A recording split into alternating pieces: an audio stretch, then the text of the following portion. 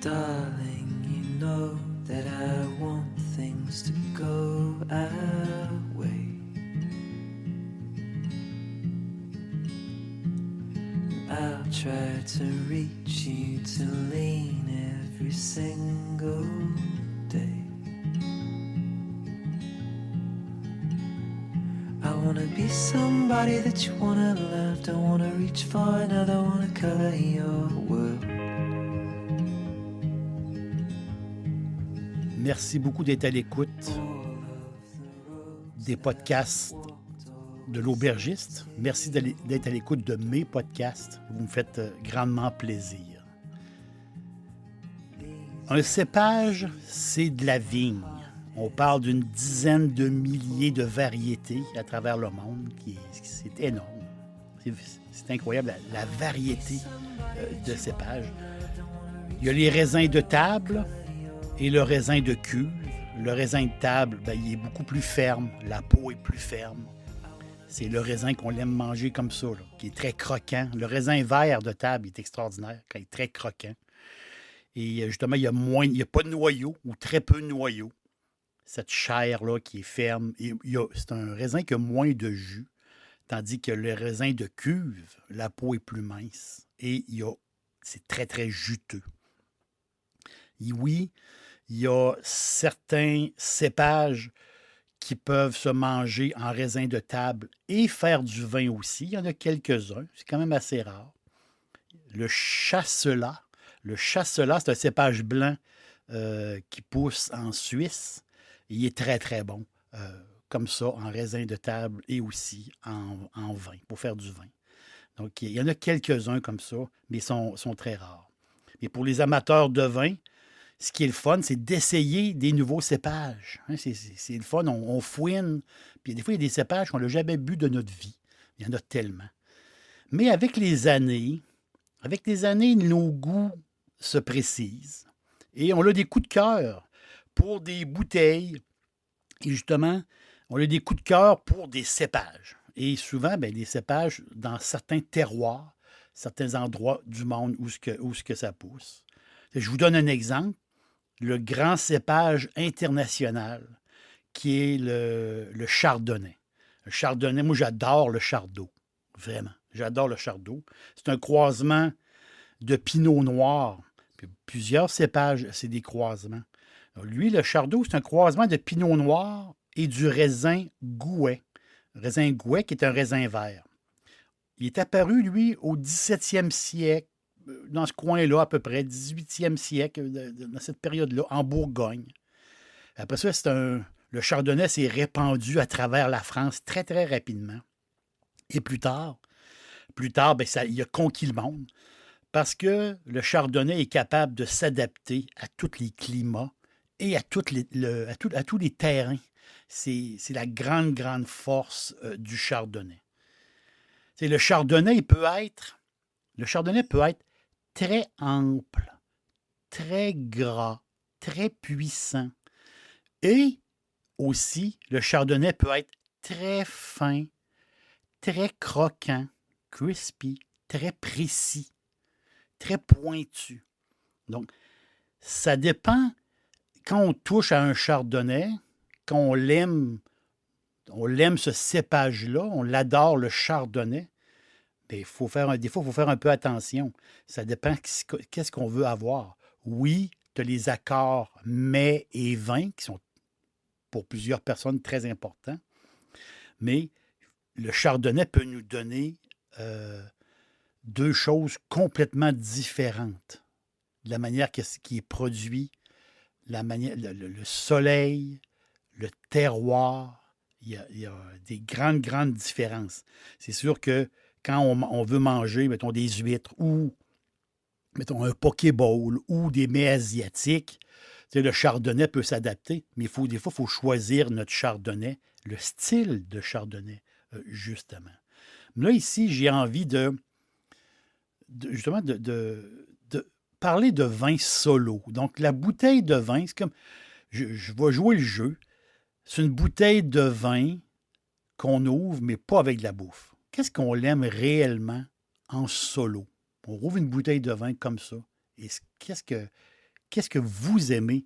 Mais moi, je vais vous dire mes préférés, mes cépages préférés.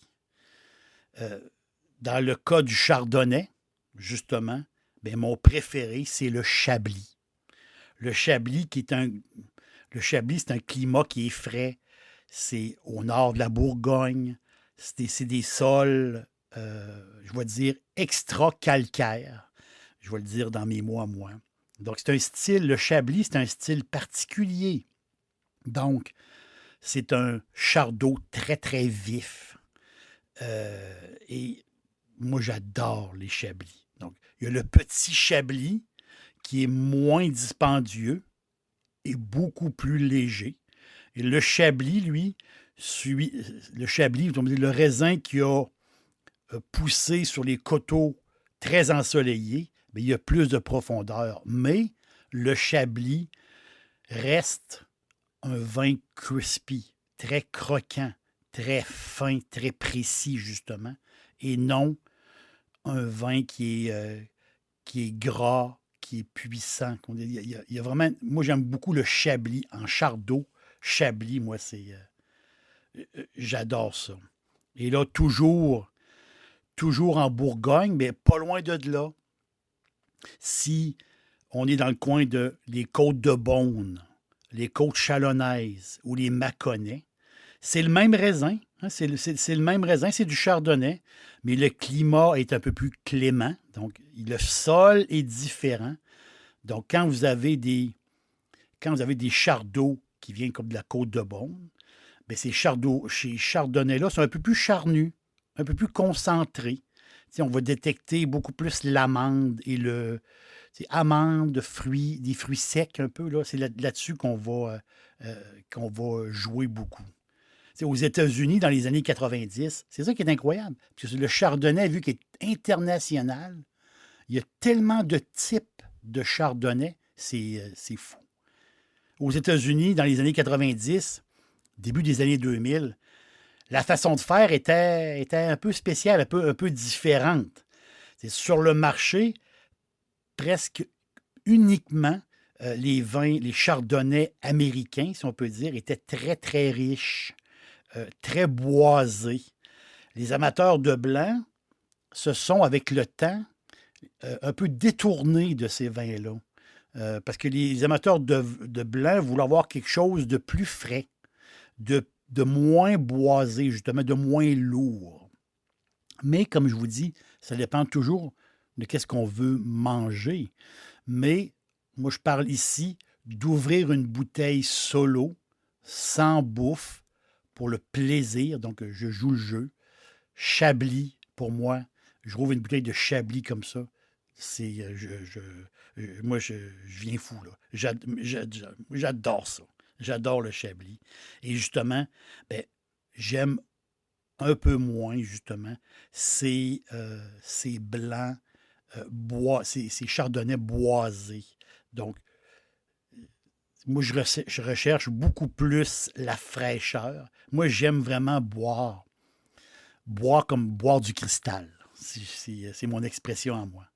Un autre cépage que j'aime beaucoup, le chenin. Le chenin me plaît énormément. Version blanc sec, bien sûr. Au nez, le chenin, en général, c'est une palette aromatique assez large. On est souvent dans la pomme, on est souvent dans l'agrume, mais beaucoup de pommes. Très floral, le chenin, qui est très agréable. Moi, j'aime beaucoup le chenin. Donc, je préfère les chenins qui n'ont pas fait de tonneaux ou très peu de tonneaux. Des fois, il y a une petite. Quand il a fait beaucoup de tonneaux, il y a une petite combinaison des fois de citron-miel qui est intéressant, mais pour moi, le chenin, je l'aime quand il est bien crispy. Et ça, j'aime beaucoup. Donc, chardonnay, chenin, c'est mes cépages blancs que j'adore. Et l'autre, ben, c'est le formidable Sauvignon blanc.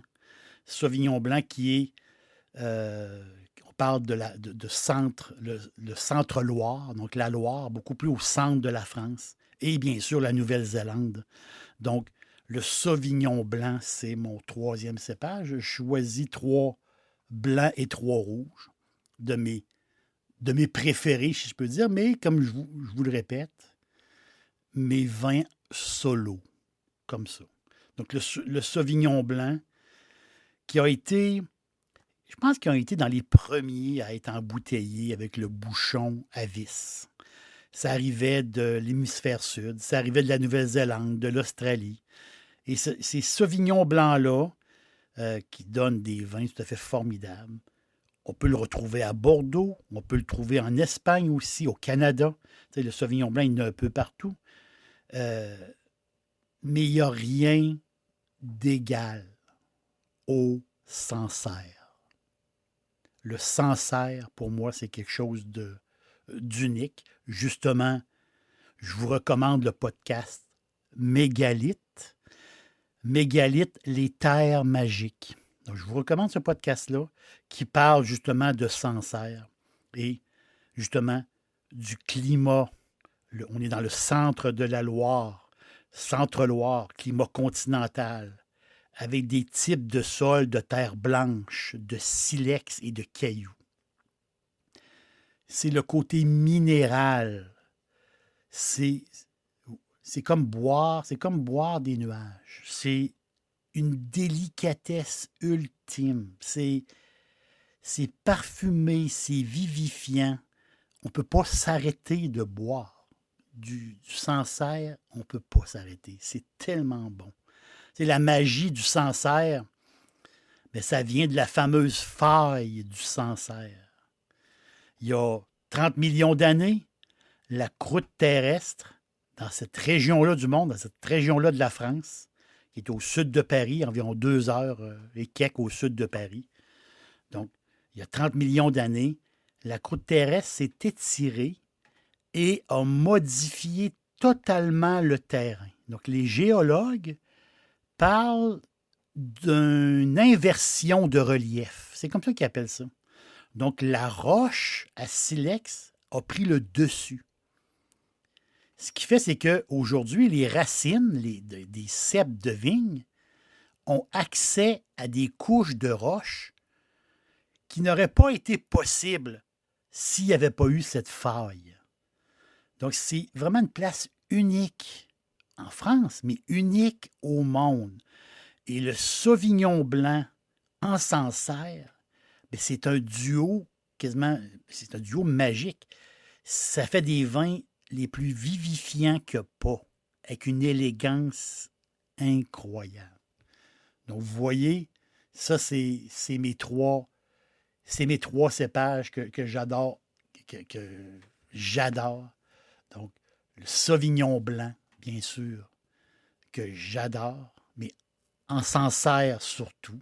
Le Chenin qui est fantastique, et le Chardonnay, bien sûr. Les Chardonnays bien crispy. J'ai une mention spéciale au cépage Albarino. Albarino, qui est très populaire en Espagne et au Portugal. Donc, la région au nord aussi de l'Espagne, la Rias Baixas, donc en Galice. L'Albarino si l'Albarino n'a pas trop de barriques, à mon goût à moi, on est vraiment dans les fleurs. J'aime beaucoup. C'est un vin très floral que moi j'adore beaucoup, l'Albarino. En rouge maintenant. Oh, en rouge.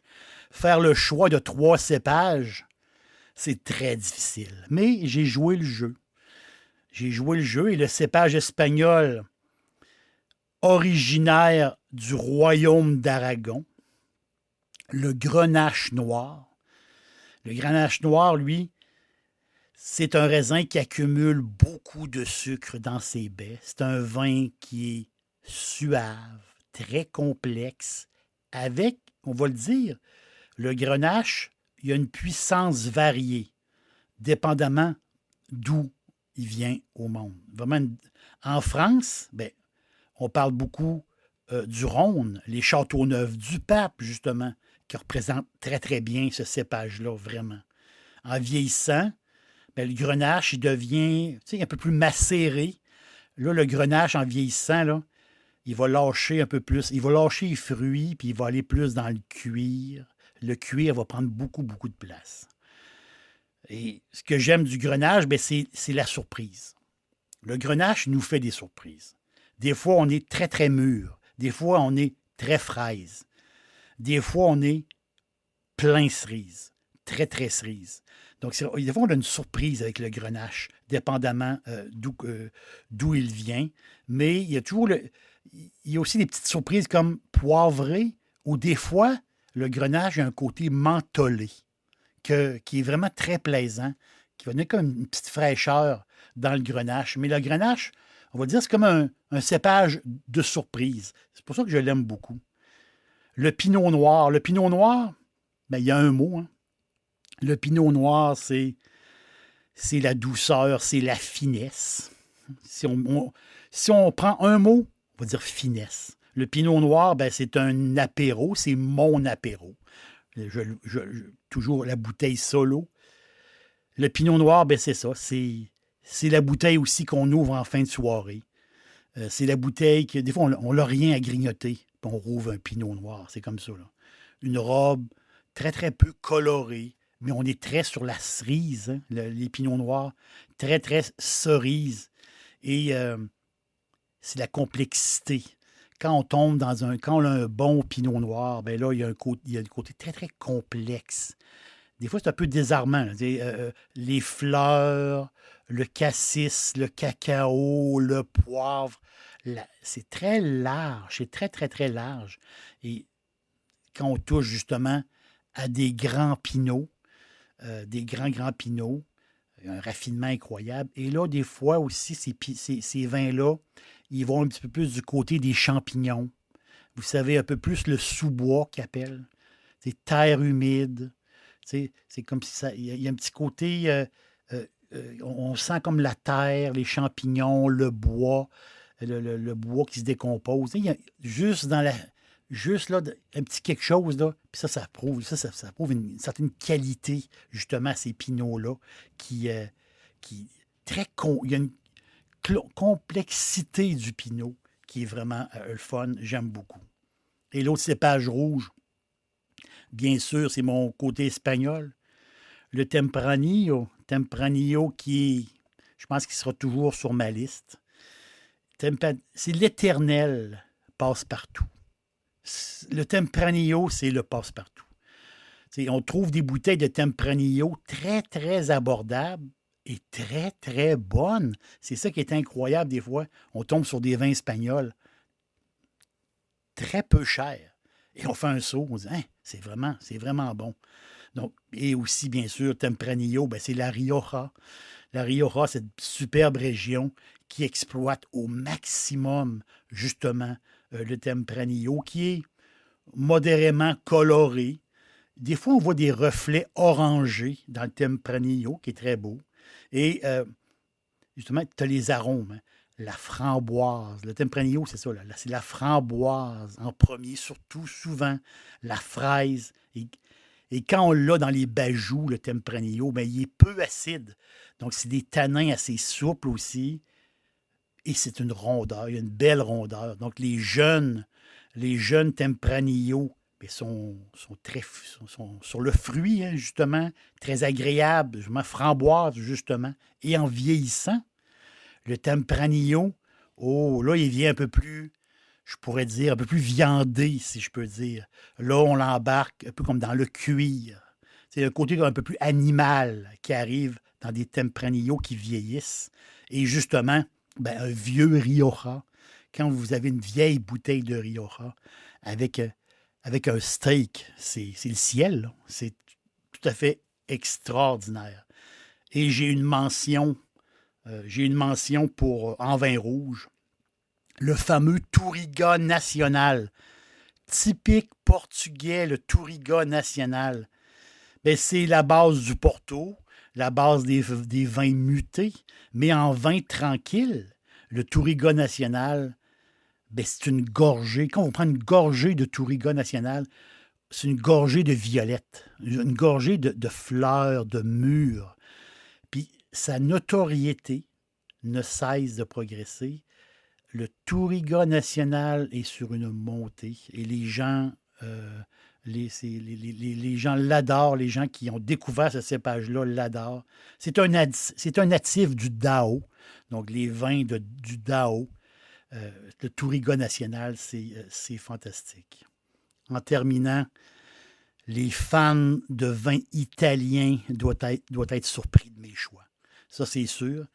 Beaucoup de fans. J'ai des amis fans de vin italien. Et dans mes choix, ben, j'ai pas la Barbera, j'ai pas la Corvina, j'ai pas le Nebbiolo, j'ai pas le Sangiovese, ni le Primitivo, le fameux Zinfandel. Mais je me suis promis de fouiner de plus en plus en Italie dans les prochains mois, dans les prochaines années.